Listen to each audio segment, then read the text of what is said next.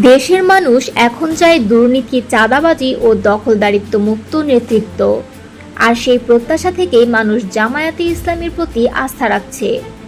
এমন মন্তব্য করেছেন দলটির সহকারী সেক্রেটারি মাওলানা রফিকুল ইসলাম খান। বৃহস্পতিবার ঢাকা ৮ আসনের একটি নির্বাচনী সভায় প্রধান অতিথির বক্তব্যে তিনি বলেন, বাংলাদেশ আর হাসিনা মার্কা কোনো নির্বাচন মেনে নেবে না। জনগণ এখন সৎ, যোগ্য ও মানবিক নেতৃত্ব চায়, যেটা জামায়াতে ইসলামী দিতে প্রস্তুত। তিনি দাবি করেন, দলটি এমন একটি রাষ্ট্র গঠন করতে চায় যেখানে থাকবে না কোনো দুর্নীতি, সন্ত্রাস, দখলবাজি কিংবা বৈষম্য। ধর্ম, বর্ণ, দলমত নির্বিশেষে সবাই হবে গর্বিত নাগরিক। রফিকুল ইসলাম খান বলেন, ২০০৮ সালের নির্বাচনে ভারত মঈনুদ্দিন ও ফখরুদ্দিনের ষড়যন্ত্রে আওয়ামী লীগ ক্ষমতায় আসে।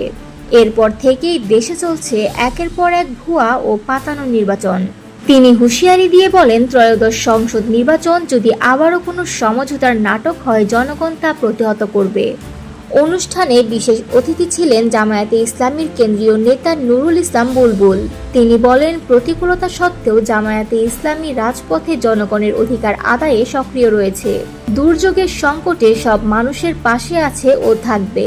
তিনি আরও বলেন, দলের সাবেক ভারপ্রাপ্ত secretary general ATM Azharul Islam আদালতে নির্দোষ প্রমাণিত হয়েছেন। এ থেকেই বোঝা যায়, আওয়ামী লীগ রাজনৈতিক প্রতিহিংসা থেকে জামায়াত নেতাদের বিরুদ্ধে মিথ্যা মামলা ও বিচারিক হত্যা চালিয়েছে। সমাবেশে আরও বক্তব্য রাখেন শামসুর রহমান, শাহিন আহমেদ খান ও শরীফুল ইসলাম সহ স্থানীয় নেতৃবৃন্দ।